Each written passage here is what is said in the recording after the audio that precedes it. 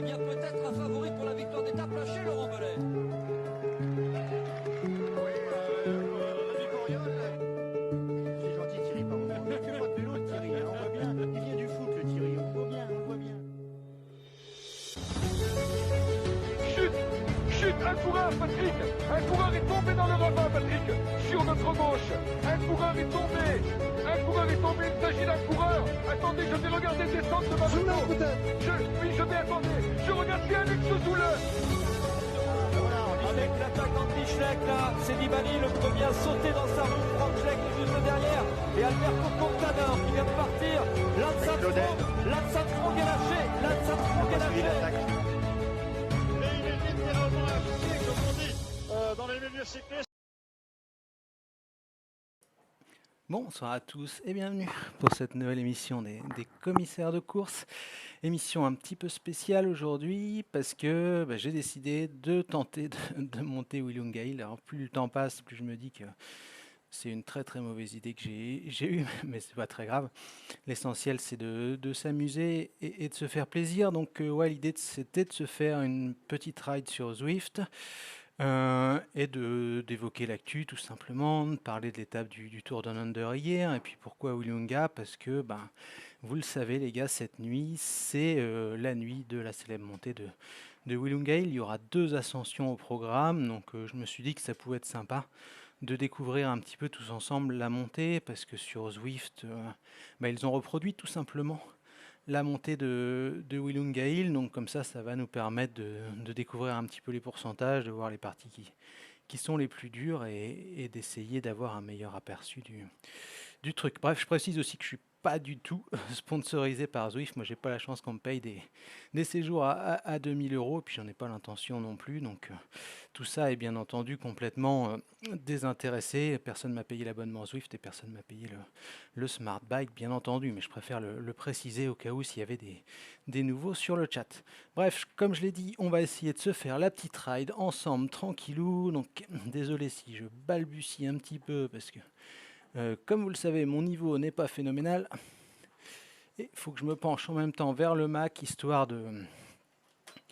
Comment dirais-je non, j'étais en train de chercher mes mots, de me remettre sur le vélo, j'étais en train de voir si ça marchait en même temps. Donc salut à Chef Wigom, salut à Malavita, salut à Totofi, salut à Cofidis.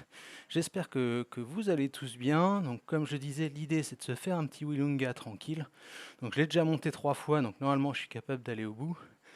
Mais là, je vais pas trop forcer, parce qu'en plus en parlant, c'est pas forcément évident. Et j'espère que le son sera pas trop mauvais non plus, parce que forcément, je vais être un petit peu essoufflé. Bref, comme je l'évoquais, hier on avait la 4e étape du Tour Down Under. Alors une étape où il s'est pas passé grand-chose. Nouvelle victoire de Sam Welsford. Sam Welsford, c'est déjà son 3e succès sur le Tour Down Under. Franchement, il écrase la concurrence, je trouve, lors des sprints, et il n'y a personne qui est vraiment à son niveau, même s'il faut dire que quand même, il y a un train, et notamment un Danny Van Poppel, qui est quand même très très costaud. Comme Richie Porte, ouais, comme Richie Porte. J'avoue que c'était l'un des rares coureurs dont j'étais vraiment fan. Je lui ai jamais parlé, ni jamais rencontré, mais j'étais assez fan de Richie Porte en effet. Pour vous présenter un petit peu Zwift, avant de continuer sur le Tour Down Under, je pense que c'est un peu le cas de toutes les plateformes comme ça en ligne. C'est assez intéressant. Enfin, moi, je découvre un petit peu les watts parce que je roulais vraiment pour le plaisir. Enfin, je roule toujours que pour le plaisir. Mais j'ai jamais de capteur de puissance ou quoi que ce soit. Donc c'est intéressant, je trouve, parce que ça soit Zwift ou une autre plateforme d'ailleurs, ça permet d'avoir un petit aperçu de ce que ça veut dire d'emmener 2, 3, 4 ou 5 watts par kilo. Que quand on voit comment on en chie à en pousser juste un ou deux, disons, ça permet de remettre un peu les choses en perspective et d'avoir un encore plus grand respect pour tous ceux qui font du vélo leur métier, ou qui, pour le loisir, parcourent 10, 20 000 bornes par an. Bref, donc là, pour vous présenter un petit peu le truc, il y a une petite approche de Willunga. On est dans Watopia. Watopia, c'est le monde un petit peu, comment dirais-je, parallèle ou virtuel de Zwift, celui qui permet à tout le monde de s'entraîner. Vous voyez qu'il y a des gens un peu qui circulent sur la route qui vont beaucoup plus vite que moi. On voit un peu même le Mont-Saint-Michel à gauche, ce qui n'a rien à voir avec Willunga, mais bon, c'est pas très grave. D'ailleurs, ça m'a fait penser que j'espère que je vais pas être positif au létrozole, parce que comme je roule en Normandie, petite dédicace, petite pique à Charry Bossuit et à son compatriote belge qui nous avait fait le coup à nous, Normandes, du contrôle positif à cause de nos vaches dans la région. Je suis au kilomètre 3-4 pour le ravito. Mais oui, mais sur le Discord, c'était rigolo parce que c'est vrai que, salut à Samuel, certains ont dit qu'il fallait faire un virage avec de la bière. Oui, j'avoue que j'aurais bien besoin d'encouragement à un moment dans la montée. C'est vrai que ça pourrait être sympa. N'hésitez pas à poser vos questions, d'ailleurs peut-être encore plus que d'habitude. Comme ça me permettra de rebondir en même temps que comme j'ai jamais tenté l'exercice, j'avoue que pour la première fois depuis peut-être 2 ans, je suis un peu nerveux à l'idée de lancer une émission. D'habitude, ça me fait ni chaud ni froid, mais là, entre l'idée de réussir à aller au bout, d'être assez audible à l'oral quand je parle et de faire un truc un minimum intéressant pour vous, ça faisait longtemps que j'avais pas eu un peu le trac comme ça. Bref, comme je le disais, Willunga Hill qui va débuter là dans, je sais pas, 300-400 mètres, on voit le portique là-bas. Et je vais m'y attaquer bientôt, donc ça va être un petit peu plus dur, mais on va revenir quand même sur le Tour de Under. Parce que comme je l'ai dit, Welsford a tout écrasé depuis le départ de la course sur les sprints. Et hier, on a eu un non partant, c'est Lucas Plapp. Lucas Plapp, vous avez vu les photos, un peu comme pour Rudy Mollard. Très grosse chute, des grosses brûlures. C'était assez impressionnant de voir les images. Et Lucas Plapp, malheureusement, il était DNS. Donc il ne pourra pas défendre ses chances à Willunga puis au Mont Lofty, parce que je vous rappelle que Willunga, c'est pas la seule étape difficile de ce Tour de Under. Il y aura aussi le Mont Lofty dans la nuit de samedi à dimanche. Bref, Welsford, trop costaud, ouais. Mais c'est vrai que c'est impressionnant. Très sincèrement, Sam Welsford, moi je le voyais avant tout, enfin sans lui faire offense, parce que pour être tout à fait transparent, moi je fais 1m77 et 84 kg, donc quand je parle de gros cul, c'est tout sauf péjoratif, alors qu'on va aborder Willunga. Là on arrive, par contre c'est pas des paysages, on arrive sur sur la pente directe, c'est un truc un peu virtuel. Vous fiez pas au petit bonhomme devant, c'est mon temps, de référence, mais là je vais pas pousser parce que sinon je vais exploser et ça n'a pas un grand intérêt.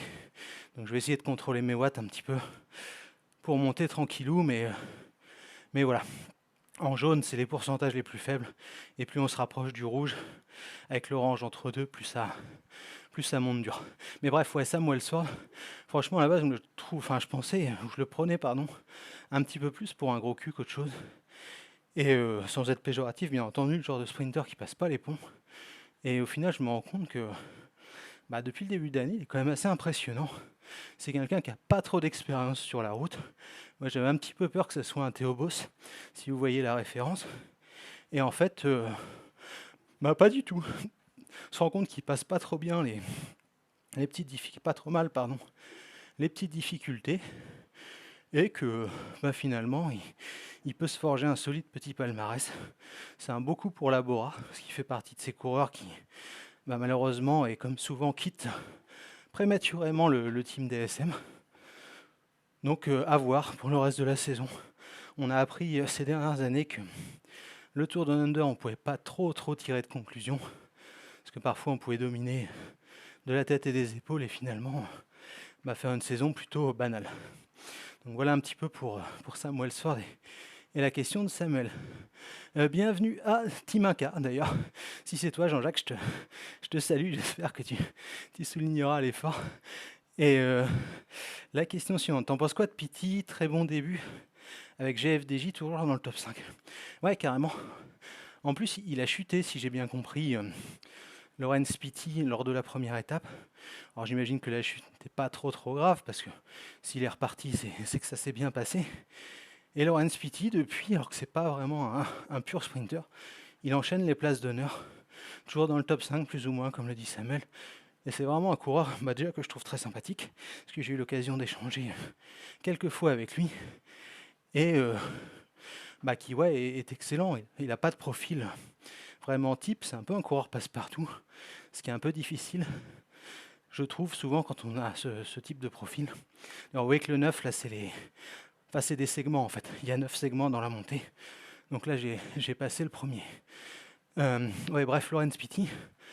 Laurens Pitty, très bon, ouais. Malheureusement, il n'a pas la chance d'avoir une qualité forte ou une caractéristique forte, j'ai envie de dire. Ce qui fait qu'il lui faut quand même des circonstances pour gagner. Je pense que ce sera avant tout un coureur de classique. Mais au sprint, là, face à une concurrence qui n'est pas folle non plus, il est quand même assez intéressant, je trouve. Donc ouais, Laurens Pitty, vraiment pas mal. Milan Fretin, pas mal aussi, ouais, Cofidis, t'as raison. Milan Fretin, c'est une bonne recrue. Mais Cédric Vasseur, je trouve qu'il fait souvent des belles petites recrues, des mecs qui sont pas trop connus. Moi, j'attends aussi de voir ce que va donner Agniolkowski, que je trouve assez intéressant. Je pense que des gars comme LCYXL, que je vois sur le chat, le connaissent mieux que moi, ou connaissent mieux que moi les caractéristiques des coureurs d'Europe de l'Est.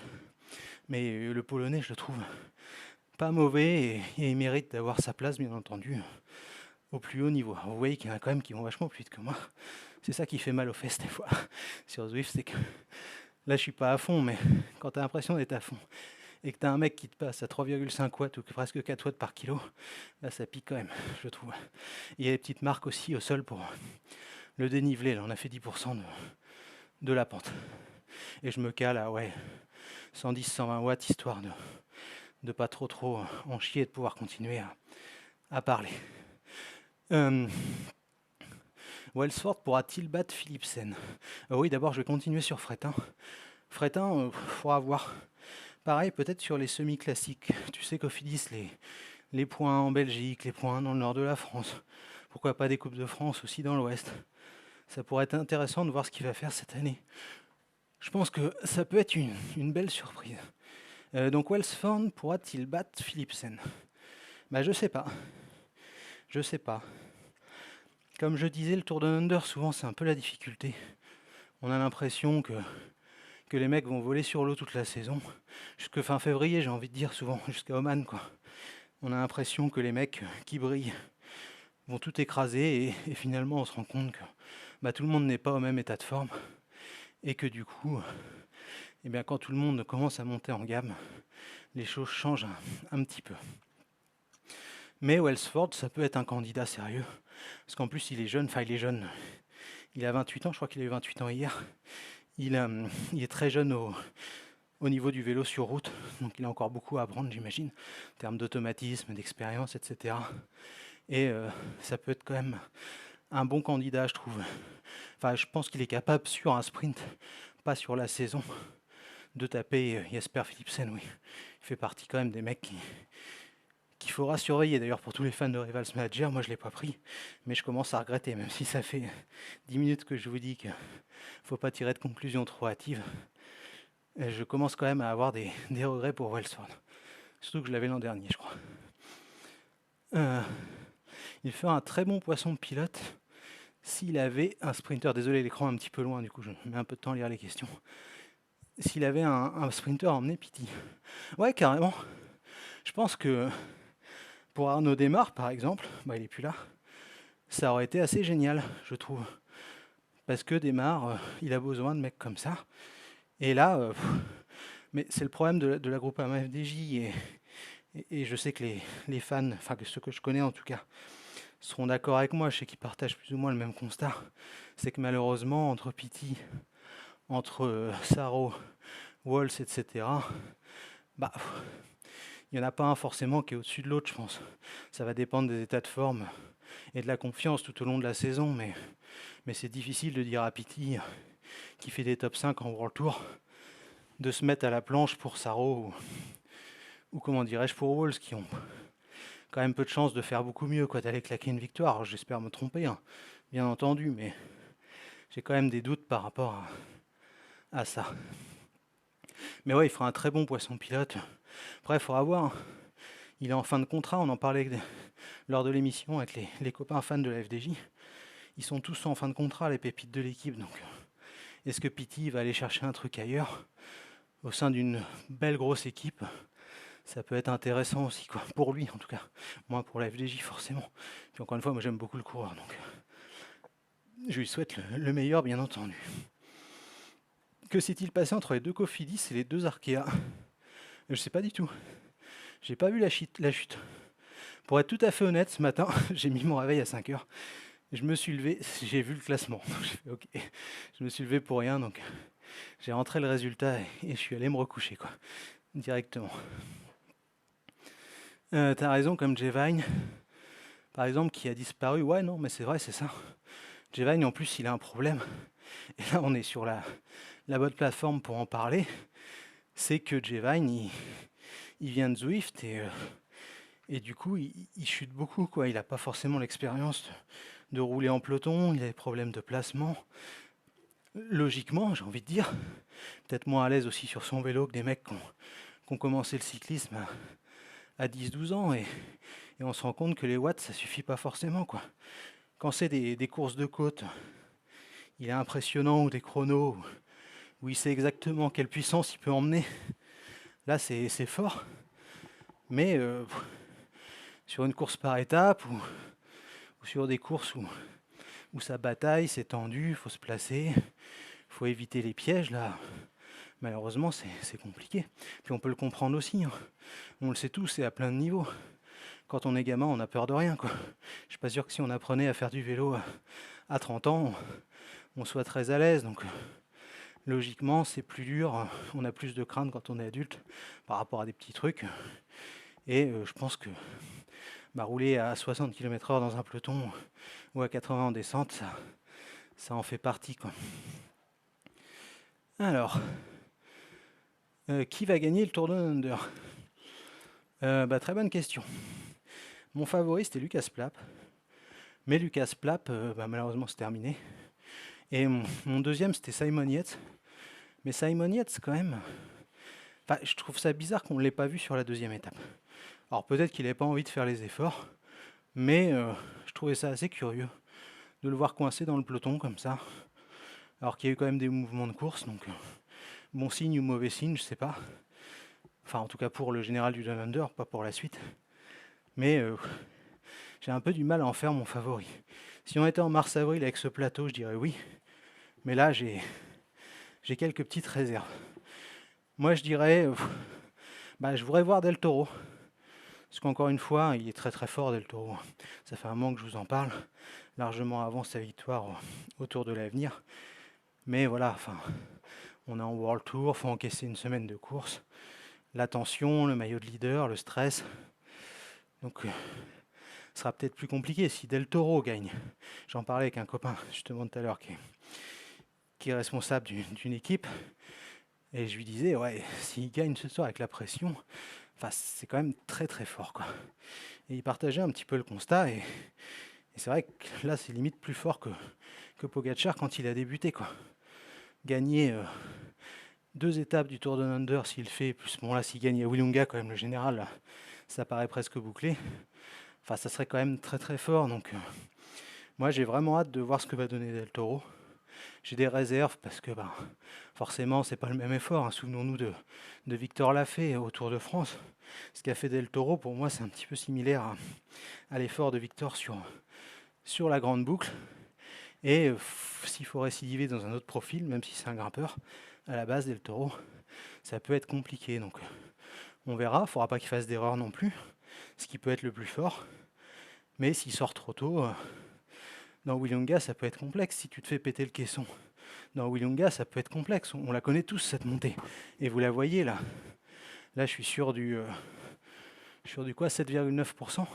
Et si vous regardez à gauche de l'écran, vous voyez que ça baisse petit à petit. Et c'est pour ça que je disais que Willunga, c'est pas forcément une montée pour puncher. Parce qu'il faut monter en force, en fait. Il y a le début qui est dur, mais on ne peut pas attaquer comme un taré au début, c'est pas possible. Donc il faut bien calculer son effort. Il faut avoir une puissance à la Richie Porte, être capable de maintenir une intensité en termes de watts et de puissance sur un effort de 12 minutes, 11 minutes. Vous voyez le meilleur temps là. Le troisième est à 12,30, donc il faut quand même être en capacité de maintenir un effort d'une intensité maximale sur plus ou moins une dizaine de minutes, une grosse dizaine de minutes. Donc ça, c'est pas donné à tout le monde. Quand on a regardé la deuxième étape du Tour de Under, Alaphilippe, il veut suivre Plapp, et à un moment, il se gare, parce que du coup, il explose, quoi. Je pense qu'il est au-dessus au niveau des watts, je pense qu'il voit son capteur de puissance, et qui se dit tout simplement, c'est pas possible pour moi, quoi. Donc Del Toro, ça peut être l'erreur qu'il fait. La chance pour lui, c'est qu'il n'y a pas Plap, qui peut être un peu le facteur X sur ce type de montée. Et si ça monte au train, ça sera tout à son avantage. Mais s'il y en a un qui décide de faire le fou assez vite, risquer de le suivre, ça peut engendrer derrière une explosion complète, quoi. Et au final, prendre 1 minute dans la tête, parce que une fois que vous êtes passé en zone rouge, c'est terminé, surtout si vous montez comme ça. Donc il faudra qu'il soit fort, Del Toro, et il faudra qu'il soit malin également, parce qu'il faudra vraiment être au millimètre. Et il a la chance, entre guillemets, d'être dans une position défensive, donc à lui d'en profiter. De toute façon, le plus dur, si jamais il n'y a pas de montée à la Richie Porte, eh bien, c'est de tenir les roues au début, et après de voir, parce que normalement, si ça ne monte pas à une allure dantesque, les écarts ne seront pas énormes à l'arrivée si on est en gestion, donc il y a une petite marge avec les bonifs. Il faudra voir ce qu'il en est. Donc Del Toro, Simon Yates. Moi je pense à Oscar Onley aussi. Oscar Onley, c'est un coureur qui est vraiment intéressant. Je pense que contrairement à Max Poole, il est plus puncher que grimpeur, et que Poole c'est peut-être un peu plus l'inverse. Et du coup, peut-être que là-dessus, sur une montée comme ça, il peut tirer son épingle du jeu, quoi. La pente n'est pas trop longue, il va peut-être manquer de puissance, mais en dehors de ça, ça peut être intéressant, je pense, de voir ce qu'il va donner, quoi. Oscar Onley, donc ça fait 3 noms. Je pense que c'est déjà pas mal pour Willunga. Si vous en voyez d'autres, n'hésitez pas à le dire. Je vais les prendre au fur et à mesure des commentaires. Et puis ouais, demain et ce week-end, c'est vrai qu'il y a un gros programme de vélo. On reprend en Espagne. Il y a la Gravel Entar dans la nuit. Il y a les championnats de Thaïlande, il y a les championnats d'Uruguay. Bref, il y a pas mal de courses. Il y a du cyclocross aussi, je crois, ce week-end. Et effectivement, je crois que c'est le retour de Tom Pidcock. Alors, je ne sais pas si Van Aert et Van Der Poel seront à Benidorm. Benidorm, élue ville la plus moche du monde, certainement, en Espagne, avec ses gratte-ciels. Mais il faudra voir qui y a, comment dirais-je, à la Coupe du Monde de Benidorm. Mondial, c'est début février à Tabor, ouais. Effectivement. Je mets mon radio réveil à 4h30. L'arrivée est prévue à 5h01 sur le site de First Cycling. Donc ouais, 4h30, ça paraît pas mal, quoi. Je vais peut-être la mettre un peu avant parce que je pourrais peut-être voir la première ascension de Willunga. Peut-être à 4h, on verra. Suivant l'état de fatigue. Alors, je vais accélérer un peu parce que je me rends compte que là, on n'est pas arrivé. Vous voyez, on augmente un petit peu les watts. Pas trop parce que comme je parle en même temps, ça peut être compliqué. Puis là, on arrive dans une pente rouge. Mais bref, retour à vos questions.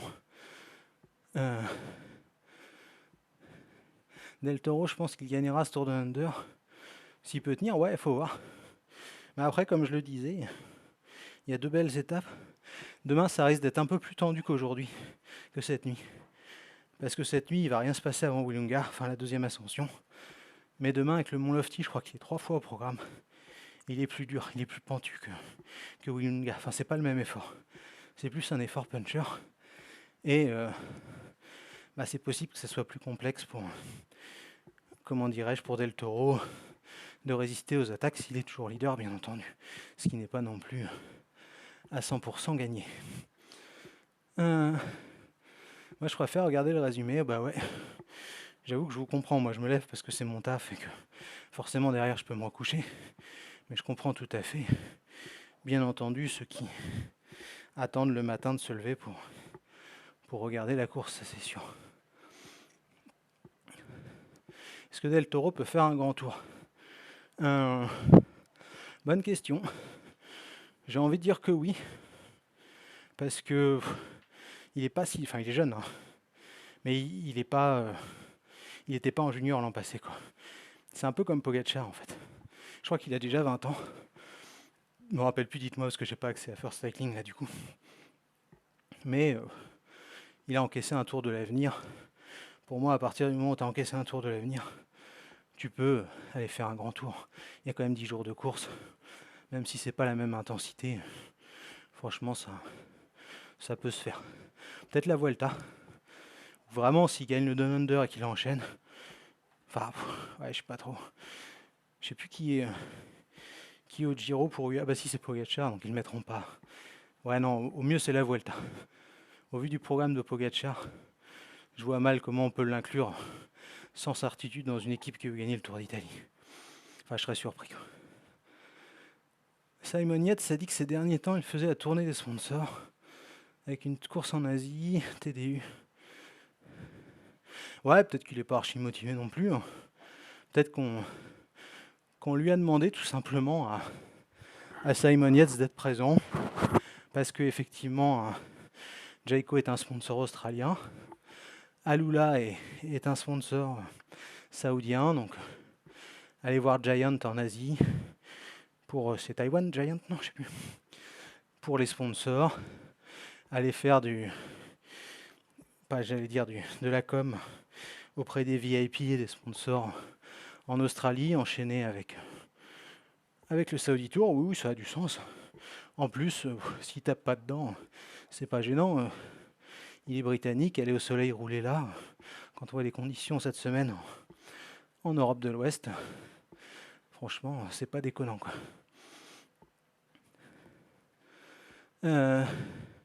Voir Morgado. Bon, Morgado, moi je m'attends pas à grand chose.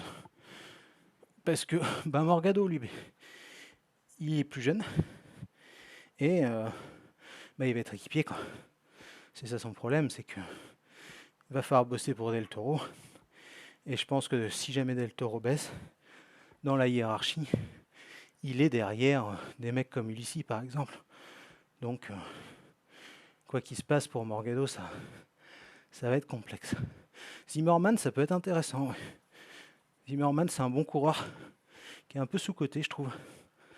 Et je pense que ça peut être pas mal, en effet, d'observer un peu ce qui va faire l'ami, comment il s'appelle, Zimmerman. Putain, j'ai chaud avec le casque, faut que j'achète un micro spécial parce que ça va être compliqué sur une nouvelle expérience. Ouais, donc demain, première course européenne. J'ai vu que la start list était pas mal. Le parcours est plus ou moins plat. Je crois que ça monte un peu dans la première partie. Mais dans l'ensemble, c'est plat. Donc je m'attends à un sprint. Surtout pour la première de la saison. Je serais quand même surpris qu'on ait autre chose que ça. Donc ouais, Valence. Mais il y a une super séquence, je trouve. Franchement, vous le savez les gars, il y a une petite dizaine d'années après la crise, le vélo espagnol, les pauvres, ils étaient au fond du trou, il n'y avait plus de course, il n'y avait plus d'équipe. Mais là, on trouve un calendrier franchement sympa. Il y a 2 courses là. Il y a le challenge de Majorque, il y a un challenge de Majorque féminin aussi, il faut le dire. Il y aura le Tour de Valence, la Ruta del Sol, le Grand Camino, Yann Parezo. Franchement, c'est une super nouvelle pour le vélo ce qui se passe en Espagne. On retrouve des courses et c'est une des grandes nations du cyclisme, donc c'est plutôt une très bonne nouvelle. C'est diffusé, je crois que c'est sur Eurosport, le challenge de Majorque, féminin et masculin. D'ailleurs, je suis allé regarder tout à l'heure et malheureusement, il n'y a pas d'offre annuelle. Donc, je trouve que ça me fait un peu chier de payer 10 balles par mois. Je trouve que ça fait cher pour juste regarder du vélo en fait. Enfin, je pense que l'offre est sympa si jamais on regarde tous les sports, mais moi qui ne regarderais que le vélo sur Eurosport, je trouve que ça fait quand même un petit peu beaucoup, quoi. Enfin, c'est dommage qu'on n'ait pas l'option de juste prendre le sport qu'on veut, quoi. Je suis sûr qu'ils auraient plus d'abonnés en plus. Si tu payais, je sais pas, 5-6 balles ou 7 balles pour juste voir le vélo. Il y avait ça aux États-Unis, c'était top. C'était sur NBCSN, donc la chaîne de sport de NBC, qui est une des grandes chaînes américaines. Et en fait, il y avait des passes, et c'était vachement cool. Tu avais un pass vélo, tu avais un pass, je sais plus quoi, handball, curling, enfin bref, ce que tu veux. Mais du coup, ça permettait de choisir un peu. Et moi, j'avais pris le pass cyclisme. Il y avait notamment les épreuves d'ASO, plus le Down Under, enfin, il y avait quelques courses. Et je trouvais ça intéressant, parce que au moins tu payes tu payes, comment dirais-je, ce pourquoi tu as envie de, enfin, ce que tu as envie de regarder. Et oui, tu as raison. Là, j'avoue que mes pensées sont moins claires que d'habitude. De doigts d'inventer JCN+. Ouais. Non, mais oui, on en revient à ça. Après, je comprends que c'était pas rentable, que c'était peut-être pas assez cher à l'année. Surtout qu'il y avait quand même, comment dirais-je, enfin, je crois que c'était 49 € à l'année. Donc là, c'est vraiment pas top. Mais, enfin, c'est vraiment pas beaucoup. Mais peut-être trouver un entre-deux, quoi. Monter un petit peu le tarif. Et essayer de conserver le truc, quoi. Enfin, c'est dommage. Vraiment dommage, histoire de JCN. Mais bon, à voir. Moi, j'ai Eurosport en plus, comme pas mal d'entre vous, j'imagine, avec la Freebox. Donc, est-ce que je vais prendre ou pas? On va voir. 15 h demain sur Eurosport, d'après le programme télé. Parfait, ça. Ça, c'est parfait. Jack Egg, un peu sous-coté. Mais Jack Egg, ouais, c'est complexe. Que Jack Egg, c'est un mec... Enfin, rappelez-vous, il était exceptionnel. À un moment, une année, il volait sur l'eau. Prédisait un très très bon Tour de France. Il chute, on se dit il va se remettre pour la Vuelta. Et finalement, on l'a plus trop vu depuis. Donc, je sais pas trop ce qui s'est passé. Mais Jack Egg, il déçoit un petit peu, quoi. Allez Charles, merci Greg.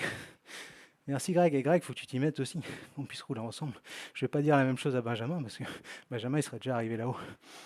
Donc ça, pour mon ego, ça serait assez problématique. D'ailleurs, je remarque que j'avance à rien, parce que je crois que mon record, c'était 25-30. Et là, il me prévoit 36. 0, ouais, 35. Peut-être avancer un peu quand même. Le gars tourne autant les jambes que Bottero et Luc Leblanc. Ah, c'est vrai. Je suis un spécialiste du grand braquet. Et puis comme j'allais pas vite en plus, ça tourne forcément pas à une vitesse folle. Mais bon, il va falloir que j'accélère un peu quand même. Histoire de voir ce que ça peut donner. En tout cas, je battrai pas mon temps aujourd'hui. J'ai vu que Nico Fritsch avait fait 26. Bon, je pense qu'il l'a fait en appuyant peut-être avec les mains, mais ça m'a fait du bien. Je plaisante bien entendu, salut Nico, qui fait beaucoup de Zwift aussi. Et comme Eurosport, je paye.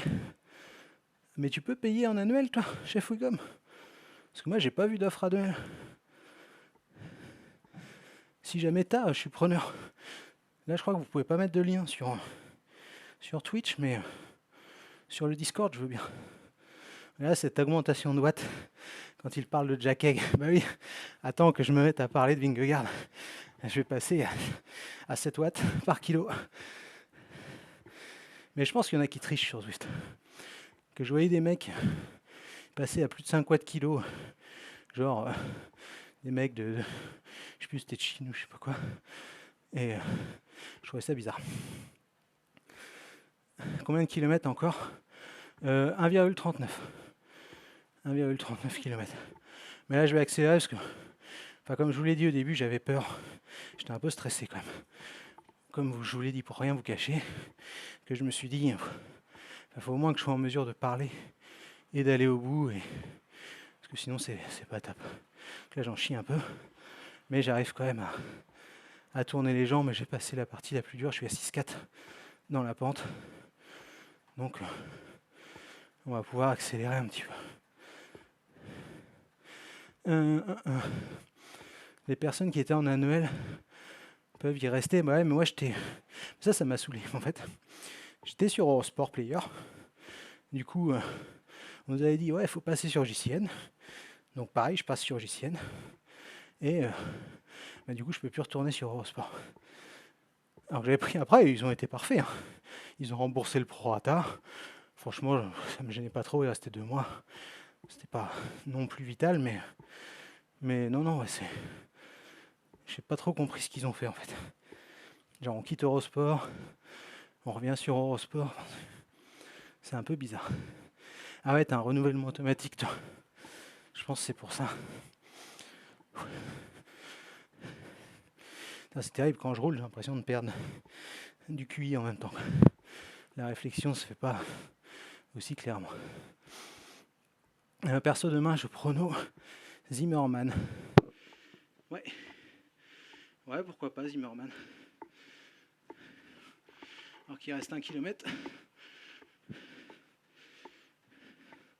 Les watts augmentent de palier en palier. Ouais, c'est l'inverse de d'habitude. Quand j'ai fait mon record avant-hier, je crois, j'étais un peu dégoûté parce que je m'étais calé entre 160 et 170 watts, je crois. Ce qui doit faire 2 watts par kilo pour moi. Et enfin, j'ai pas tenu sur la fin, mais le premier kilomètre ou les premiers 500 mètres, j'étais à 130 et enfin, je pense que j'ai moyen de regratter une bonne minute. Donc à voir. Willunga est dispo jusqu'à la fin du mois de janvier. Donc on verra s'il y a moyen de... J'aimerais bien faire moins de 24 à un moment. Ben, tu fais 16 toi, je crois. Non, Benjamin, il va nous dire en combien de temps il monte Willunga. Ça va faire du bien au moral. Ou pas d'ailleurs. Je pense. Mais là, ça va, je sens que ça... C'est moins dur dans les jambes. Je suis déjà à 200 mètres. Et on sent, Ben, je pense, tu seras d'accord avec ça. Elle est intéressante, cette pente. Et pour moi qui roulais plus pour diverses raisons depuis que je suis rentré des États-Unis, alors que je faisais à peu près, je crois, 2000 bornes par an, quasiment. Eh bien, enfin là, c'est quand même assez intéressant. Et je suis en train de lire, donc je me perds forcément en même temps. Mais Zwift enfin Zwift ou un autre, hein. Je le répète encore une fois, j'ai pas d'action chez Zwift ou d'intérêt. J'ai pris celui-là, mais à vrai dire, pour être tout à fait honnête, je m'y suis mis parce que je regardais, j'aime beaucoup Benji Nassen. Je sais qu'il fait pas l'unanimité, comme moi, vous me direz. Mais j'aime bien ce qu'il fait et je me suis pris dans le jeu de regarder un petit peu ses vidéos.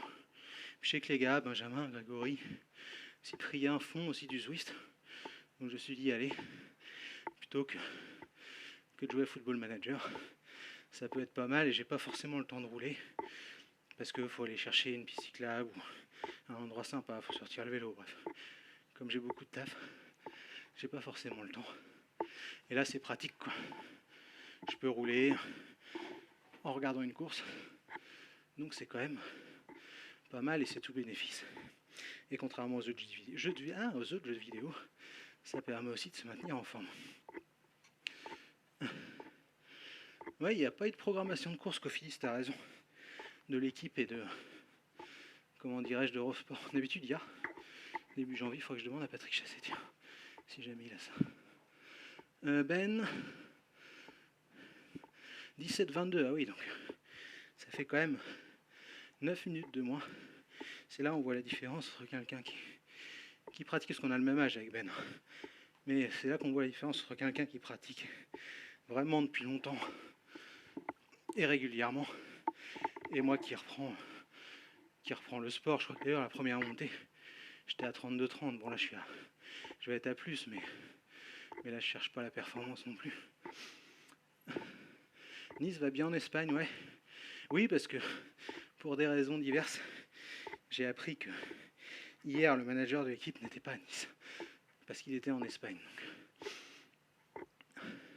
Donc je pense qu'ils seront demain au départ de la course. Avec, je sais plus qui, je crois qu'il n'y a pas une autre Conti française, Ben. Je sais plus. On va accélérer un peu, il y a 700 mètres.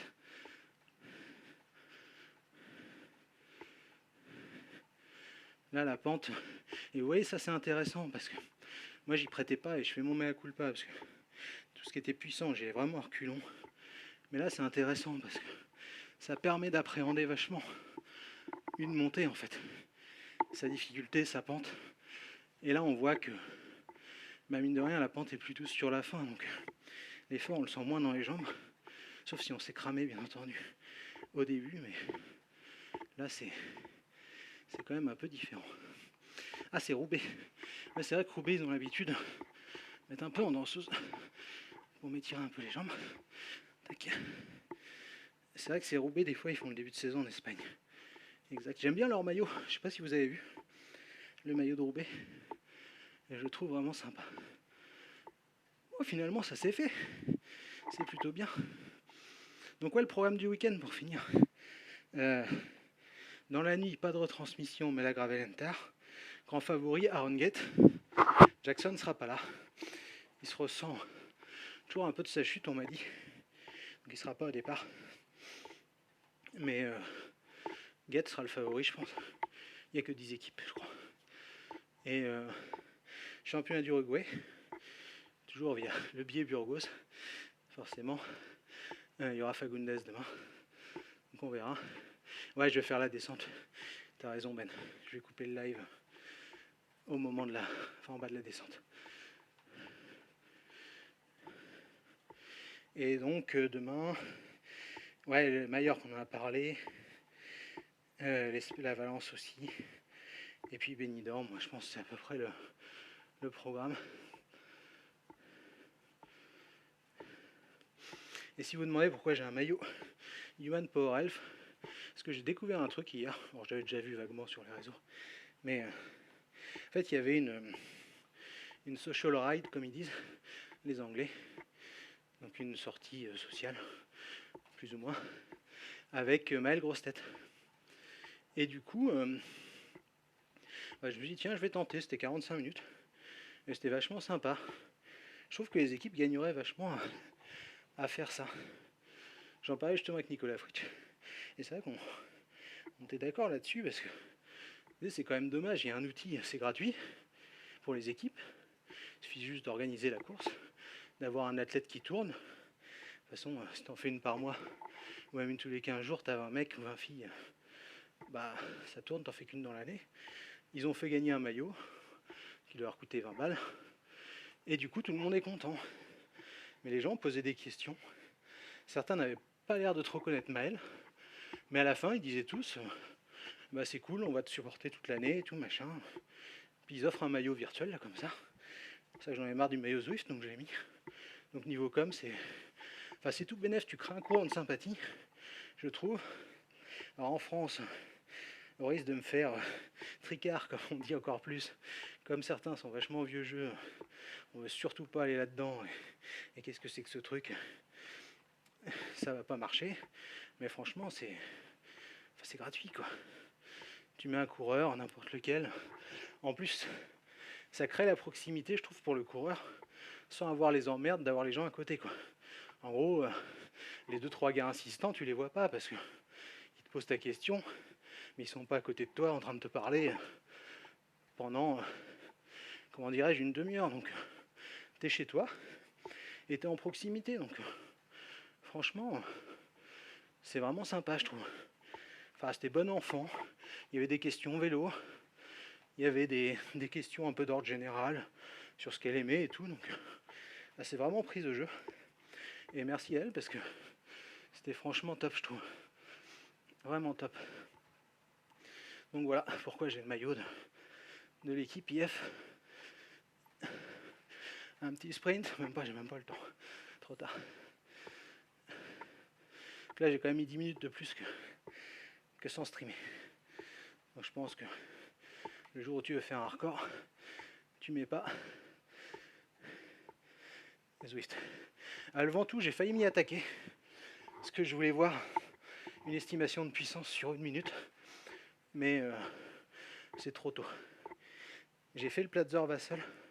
Je crois que demain il y aura le col d'Ordino pour ceux qui sont sur Zwift. Là déjà c'est un peu plus costaud qu'Ulunga. J'ai fait les Aravis aussi l'autre jour. Et c'est assez sympa, il y a des entraînements et tout, encore une fois. Désolé hein, pour ceux qui seraient fans de Rouvy ou de Be Cool. J'avoue que c'est juste la plateforme que j'ai découvert en premier. Et si je l'ai choisi, c'est aussi parce que je trouve que c'est là où il y a le plus de monde. Donc, comme c'est le côté interactif et communautaire qui m'intéresse, eh bien, c'était plutôt pas mal.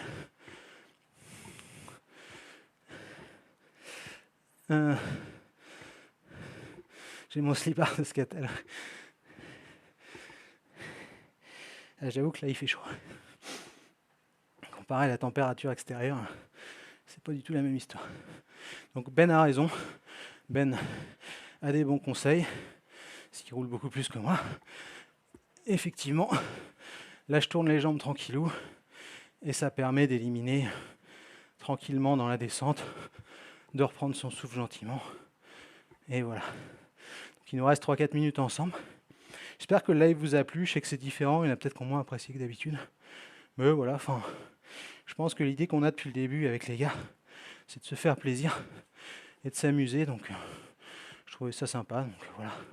L'avantage qu'on a, contrairement à d'autres, c'est qu'on n'a pas la pression de l'argent ou de des rentrées à tout prix, des clics, tout ce que vous voulez par rapport à Twitch. Donc ça nous permet de faire ce qu'on a envie. Et ça, c'est une liberté, franchement, que j'échangerai avec personne. Donc petite descente tranquillou, tourne à peine les jambes.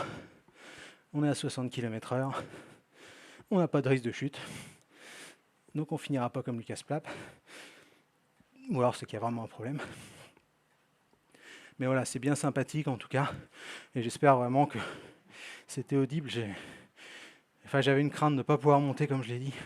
Et aussi par rapport au micro. Que forcément, je suis un peu essoufflé. Mais bon, ça se fait bien. Ça se fait plutôt tranquillou. Et on tourne les jambes. Et on est à 63. D'ailleurs, je pourrais ne même pas tourner les jambes, mais je pense que Ben me conseillera ça de tourner un petit peu quand même, pour éliminer. Donc n'hésitez pas, je crois que pour ceux qui ont un smart bike aussi, j'ai vu ça. Bon, comme toujours, il faut rentrer sa carte. Je crois qu'il y a le même principe sur Bicool, mais il y a genre 15 jours, 3 semaines d'essai, souvent sur ces plateformes-là. Donc après, comme d'autres, ça peut être l'avantage aussi.